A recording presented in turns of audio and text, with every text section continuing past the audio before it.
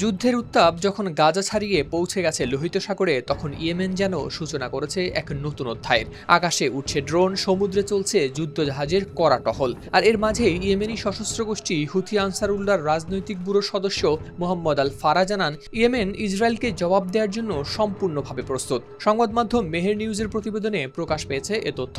সামাজিক যোগাযোগ মাধ্যম এক্সে মোহাম্মদ আল ফারা বলেন, ইয়েমেন প্রতিক্রিয়া জানাতে সম্পূর্ণভাবে প্রস্তুত। এটি কোনো প্রচারণা বা সংবাদপত্রের রটনা নয়, বরং বাস্তব পদক্ষেপ নিয়ে যা প্রতিটি শত্রুভাবাপন্ন পদক্ষেপকে রাজনৈতিক, অর্থনৈতিক ও কৌশলগত মূল্যবোধে রূপান্তর করবে, ইহুদিবাদী সত্তার উপর চাপ সৃষ্টি করবে এবং জায়নিস্ট যুদ্ধ অপরাধীদের ইতিহাস ও ভবিষ্যৎ বিনষ্ট করবে।